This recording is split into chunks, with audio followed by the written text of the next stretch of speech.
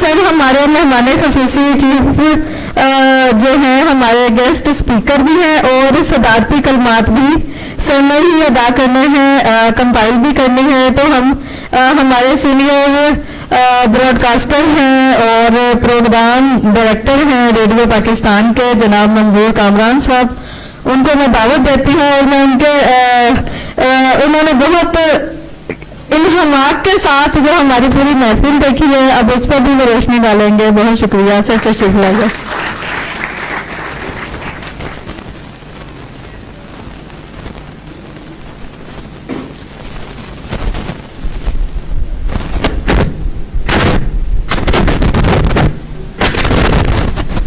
بسم اللہ الرحمن الرحیم.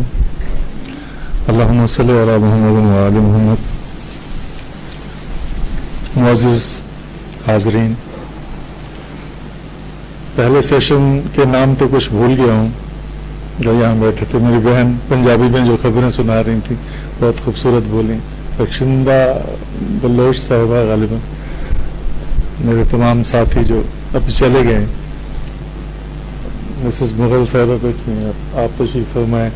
اور جو خوبصورت انداز سے بڑا شاندار بول رہی تھی زیبا صاحبہ.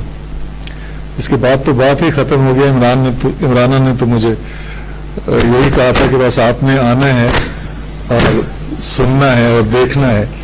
سنا بھی میں نے، دیکھا بھی، اور خاص طور پر وہیں سے آغاز کروں گا اپنی گفتگو کا. یہ جو بچے پرفارم کر رہے تھے، جس طرح ان خوبصورت بچوں نے خوبصورت انداز سے اپنا ریجنل کلچر جو ہے یہاں پر ہمیں دکھایا ہے پرفارم کر کے، میں سمجھتا ہوں کہ تالی بجانا بھی کیونکہ کلچر ہے، ان کے لیے ایک بھرپور تالی میرے اکاؤنٹ سے آپ کو دیں.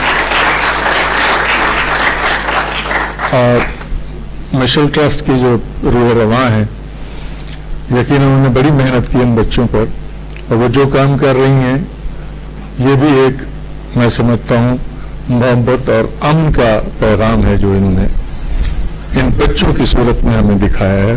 اور میری دعا ہے کہ خدا کرے کہ وہ اپنے مشن میں کامیاب ہوں. میں بیٹھا تھا، ان بچوں کی پرفارمنس دیکھ رہا تھا، تو مجھے مشتاق یوسفی کا ایک جملہ یاد آ رہا تھا کہ پاکستانی بچے بڑے اچھے ہوتے ہیں، لیکن مصیبت یہ ہے کہ یہ بڑے ہو جاتے ہیں. اگر یہ بچے اور انوسینٹ رہیں تو یہ بہت اچھا، ہمیں ایک بہت اچھا خوبصورت ریئیکشن دیتے ہیں.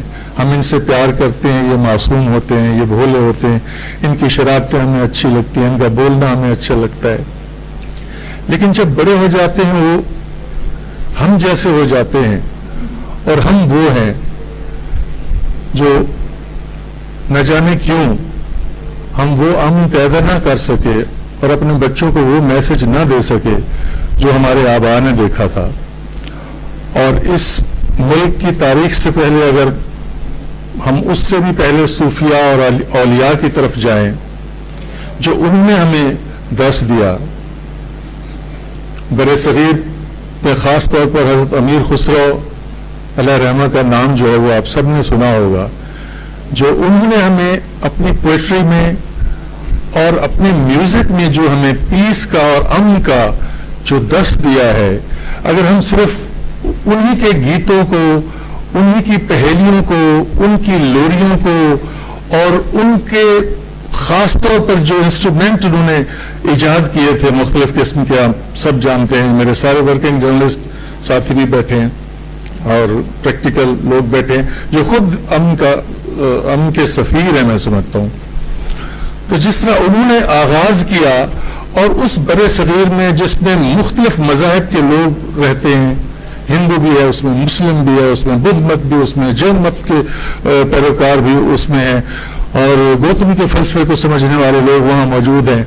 لیکن جس طرح انہوں نے اپنی پوئٹری میں مختلف زبانوں کا امتزاج بنا کے جس طرح سے پیش کیا، وہ آج بھی سنا جاتا ہے، اور میں سمجھتا ہوں کہ ایک سمبل آف پیس ہے وہ. اگر آپ سنیں حضرت امیر خسرو کو، لاتعداد کتابوں کے وہ مصنف ہیں، فارسی میں، اردو میں، ہندی میں، سنسکرت میں، ہر زبان میں انہوں نے لکھا، اور پھر سب کو یکجا کیا، سب کو یکجا کر کے جب انہوں نے اپنے پیر و مرشد کے دربار پر جا کر قوالی کا آغاز کیا، تو ہمارے سامنے ہے کہ اس میں سب مذاہب کے لوگ بیٹھے ہوتے تھے، اور کوئی کسی کے اوپر، میں سمجھتا ہوں کہ اتنا انٹرفیتھ ہارمونی جو حضرت امیر خسرو نے پیدا کی بر صغیر میں، اس کے بعد پھر جو اولیاء نے ان کی روایت کو لیا ہے، صوفیاء نے خاص طور پر، ہم بھٹ شاہ میں جاتے ہیں تو ہمیں بھٹ شاہ بھٹائی کا کلام اور ان کے سر اور ان کی وائیاں ہمارے اندر، میں سمجھتا ہوں کہ ایک خاص پیس اور خاص ایک امن کا درس دیتی ہیں ان کی جو پوئٹری ہے. اسی طرح بہت سارے اور ہمارے صوفیاء ہیں جنہوں نے شاعری کی، حضرت خواجہ غلام فرید ہیں، بابا فرید ہیں، اور اسی طرح سے جناب اگر آپ اور آگے کی طرف آئیں، ادھر پختون ایریا میں ہم ہیں تو ہمیں رحمان بابا کا کلام نظر آتا ہے. رحمان بابا کو آپ ہم پڑھیں تو ہمارے اندر وہ نرم کونپلیں اور وہ نرم گوشے اجاگر ہونے لگتے ہیں. ہر علاقے میں آپ چلے جائیں. میری بہن تربت سے بیٹھی، میں تربت میں 88 میں گیا تھا، when I was quite young, I think I was 22 and a half when I joined Radio Pakistan as producer. تو میری فرسٹ جو پوسٹنگ ہے بیٹا وہ وہاں تربت میں تھی. تو مجھے وہ علاقے آج بھی آپ کے علاقوں کے نام کا مجھے، آپ سنگانی سر ہے، تمپ ہے، تربت ہے، مند ہے، یہ سارے جو علاقے ہیں یہ میرے دیکھے والے علاقے ہیں، اور میرا ان کے ساتھ اب بھی میرا ایک جڑاؤ ہے، اور اب بھی میں جاتا ہوں وہاں. اسی طرح میں گوادر میں رہا تو گوادر میں 2 مرتبہ رہا، وہاں پر میں نے آپ کا کلچر دیکھا ہے جو بہت ماشاءاللہ رچ کلچر ہے ہمارے بلوچستان کا، اور تربت کا ہمارا، اگرچہ وہ مکرانی پٹی ہو جاتی ہے، وہ ذرا تھوڑی سی ڈفرینٹ ہو جاتی ہے ہمارے اس میدانی وادی تربت سے، لیکن بہت سارے گانے آپس میں ہمارے ملتے ہیں. اور چاپ کی انہوں نے بات کی، ان کے جو خاص طور پر ان کے کلچر، ان کے کیا ہمارا وہ کلچر ہے، تو ہمارے کلچر کے جو خاص طور پر مزار ابراہیم اور فیض محمد بلوچ کا نام آپ سب نے سنا ہوگا.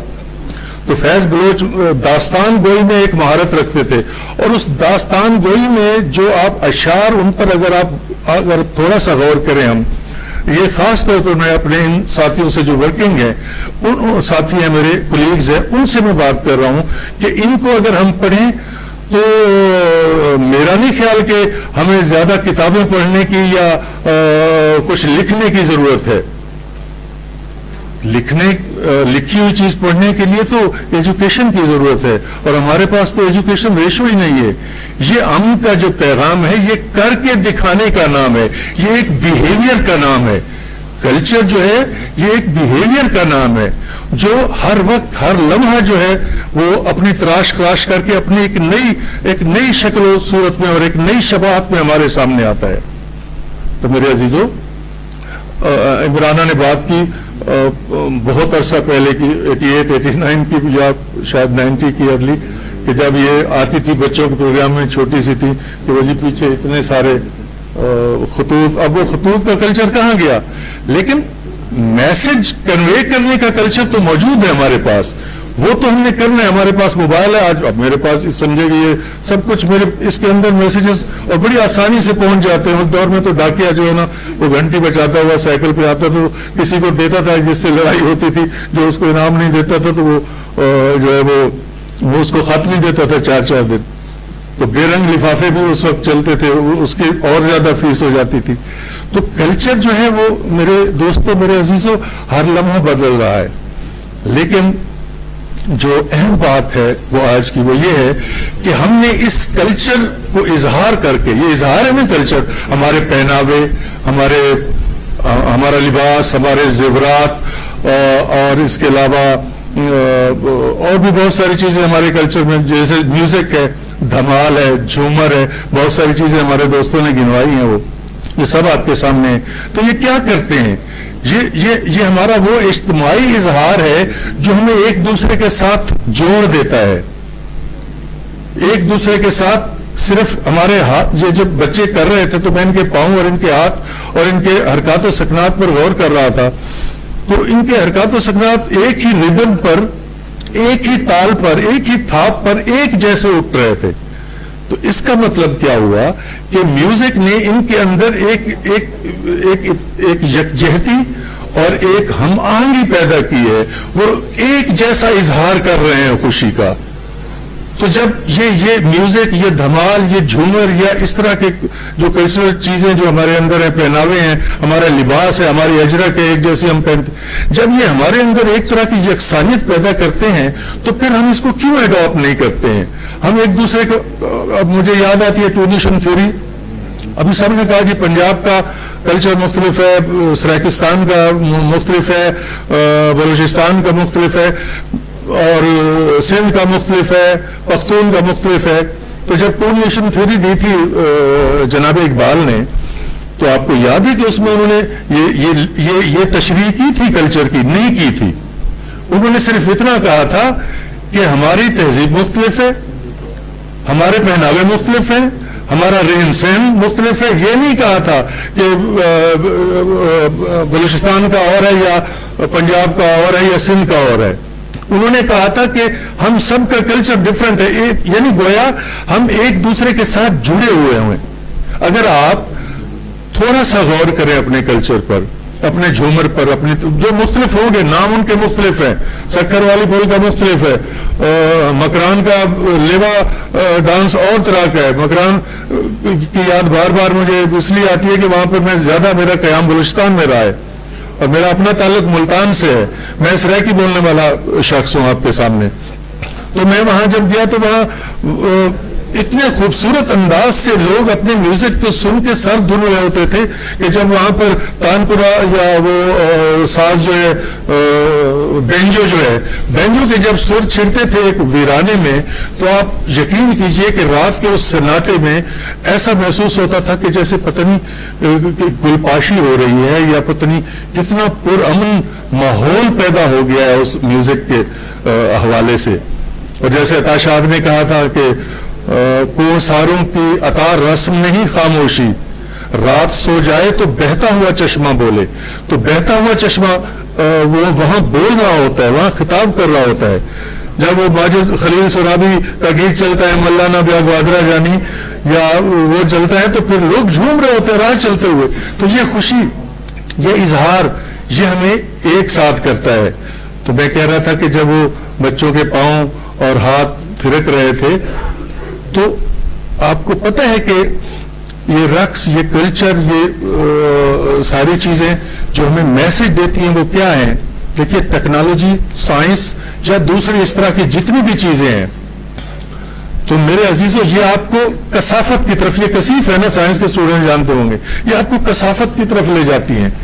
لیکن یہ جو آرٹ ہے، یہ جو فن ہے، یہ جو ریدم ہے، یہ جو تال ہے، یہ جو تھاپ ہے، یہ جو تالی ہے، یہ آپ کو لطافت کی طرف لے کے جاتی ہے. یہ آپ کے لطیف جذبوں کو ابھارتے ہیں، یہ آپ کے کومل جو احساسات ہوتے ہیں ان کو اجاگر کرتی ہے. یہ خاص طور پر جو ہمارا کلچر ہے. تو اس کلچر کی حفاظت کرنی ہے ہم نے، اس کلچر کو ہم نے لے کے آگے بڑھنا ہے.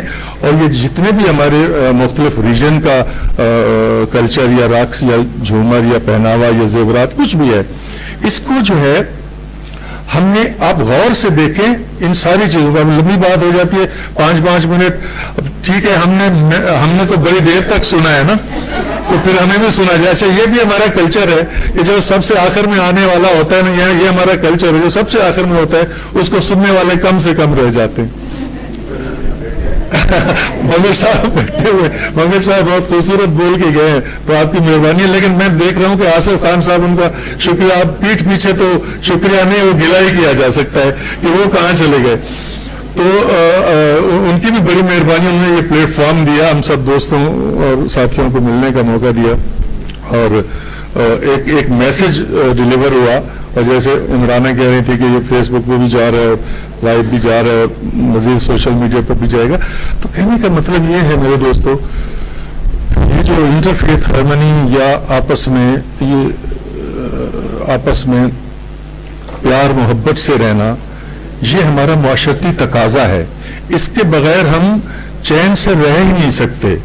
آپ اگر آج میرا چین برباد کرتے ہیں تو میرے ذہن میں لامحالہ یہ بات آ جاتی ہے کہ میں اب اسے بھی چین سے نہیں، انسان ہے نا ہم، ایک فطرت ہے یہ ہماری، تو ہم اسی طرح ریئیکٹ کرتے ہیں جیسے سامنے والا کر رہا ہوتا ہے. تو ایسے عوامل کو ہم سوسائٹی میں مروج کریں، ایسی چیزوں کو ہم سامنے لے کر آئیں جو آپس میں محبت اور پیار کا جو ہے وہ پیغام بنے. اور آپ کو پتہ ہے کہ کتنی نظر لگی ہوئی ہے ہمارے اس دیش کو کہ جس کے لیے ہم نے اتنی قربانیاں دی.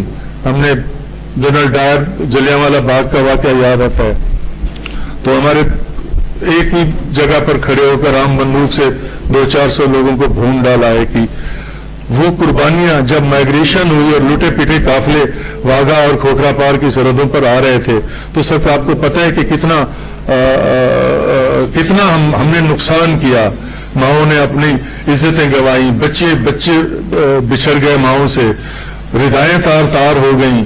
تو یہ سب کچھ اس لیے تو نہیں ہوا تھا نا کہ ہم یہاں کر پھر آپس میں دست و گریباں ہو جائیں. تو تھوڑی دیر کے لیے بیٹھ کے سوچئے اور خاص طور پر ان پیغامات کو آگے بڑھائیے جو واقعتاً محبت اور پیار کی طرف ہمیں لے جاتے ہیں. اور ایک بار میں پھر آپ سب ساتھیوں اور دوستوں کا شکریہ ادا کرتا ہوں. زیادہ لمبی بات ہوگی میری، کہنے کو بہت کچھ ہے مگر کس سے کہیں ہم. بات یہ ہے کہ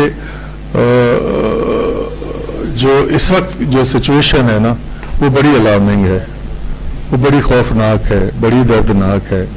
اور ایسے میں جو بھی اسٹیک ہولڈر ہیں ہمارے ساتھی، جن کے پاس مائکرو فون ہے وہ مائکرو فون کے ذریعے، جن کے پاس کیمرہ ہے وہ کیمرے کے ذریعے، جن کے پاس ایجوکیشن کے پلیٹ فارم ہے وہ اپنی ایجوکیشن کے ذریعے اپنی یہ ہمارا فیوچر ہے. جیسے محترمہ زیبا صاحبہ نے کہا کہ یہ ہمارا فیوچر ہے. یہ اسٹریٹ چلڈرن، جن کو آپ اسٹریٹ چلڈرن کا نام بھی کہتے ہیں، وہ مجھے بڑا دکھ اور بڑا میرا دل اداس ہو جاتا ہے کہ میں نے اسٹریٹ چلڈرن کیوں کہہ رہا ہوں. یہ میرا سرمایہ ہے، یہ میرا فیوچر ہے. ان بچوں کے اوپر جیسے ہاتھ رکھا ہے اسی طرح سے ہم تمام بچوں کو جو جہاں ہے اس کو اپنا پیغام پہنچائیں. عمرانہ، آپ کے ساری ٹیم، آپ کے سب دوست یہ واقعی مبارکباد کے مستحق ہیں. اس طرح کی چیزیں کرتے رہیے. بحیثیت ڈائریکٹر پروگرام میں آپ سب کو، جو بھی میری ساتھی بیٹھے ہوئے ہیں، وہ اگر اس موضوع پر، اسٹریٹ چلڈرن کے موضوع پر یا بچوں کے حوالے سے، میں نے بچوں کے بہت لمبی بات پھر ہو جاتی ہے. میرا سب سے مرغوب شاید عمرانہ کو اس لیے میں یاد رہ گیا کہیں، پچھلے دنوں مجھے یہ کسی NGO کے پلیٹ فارم پہ کسی تقریب میں ملی تھی تو انہوں نے مجھے پہچان لیا. ان کی مہربانی ہے. یہ تو اس وقت بالکل ہی انوسینٹ ہوں. ہم نے کئی بچے جو ہے نا ہمارے سامنے ٹوئنکل ٹوئنکل لٹل اسٹار پڑھ کے جو ہے نا وہ نکل گئے، یا چوچو چوچو چاچا گھڑی پہ چوہا ناچا. تو وہ مجھے، میرے ذہن میں نہیں تھا، انہوں نے ہی مجھے پہچانا. تو ان کے ذہن میں شاید یہ بات رہ گئی ہوگی کہ میرا سب سے پہلا پروگرام بھی بچوں کا تھا جو مجھے ملا تھا ملتان میں جب میری پوسٹنگ ہوئی آفٹر تربت. پہلا اسٹیشن میرا تربت ہے، جب وہاں لائٹ بھی نہیں تھی، ایون بجلی نہیں تھی. اور 54 واقعی یہ صحیح کہہ رہی ہیں، میں نے خود اپنی آنکھوں سے نہیں دیکھتے وہ فیل کیا ہے اور پتہ چلا ہے کہ 54 تک ایک بار میں نے بھی وہاں دیکھا ہے جو ٹیمپریچر ہے. تو پھر بات پتہ نہیں کیا کر رہا تھا، عمرانہ نے پہچان لیا اور بڑی مہربانی، ان کی کوئی بات تھی وہ ذہن سے پھسل گئی ہے. تو بہرحال، تو ہاں میں یہ کہہ رہا تھا کہ میرا سب سے مرغوب، سب سے اچھا اور سب سے انٹرسٹنگ جو ٹاپک رہا ہے وہ یہ بچے رہے ہیں. میں نے بچوں پر بہت ڈرامے لکھے، میں نے بچوں پر بہت فیچر کیے، میں نے بچوں کے حوالے، چائلڈ لیبر کے حوالے سے میں نے بڑا کام کیا اور کئی میں نے چیزیں کی اور ان میں ممتاز مجھے حیثیت بھی ملی. اور اب تک بھی میں کر رہا ہوں ان بچوں کے حوالے سے کام، کیونکہ یہ بچے جو ہے نا یہ بالکل وہ ایک نرم و ملائم اور بڑی وہ مٹی کی طرح ہوتے ہیں. ان کو آج آپ جیسا ڈھالیں گے یہ ویسے ڈھل جائیں گے. ہم نے اگر ان کو اچھا ماحول دیا تو یہ اچھے انسان بن کے نکلیں گے. ورنہ پھر مشتاق یوسفی کے جملے پہ ہی ختم کرتا ہوں کہ پاکستانی بچے بڑے اچھے ہوتے ہیں، مصیبت یہ ہے کہ یہ بڑے ہو جاتے ہیں. Thank you very much. سلامت رہیں.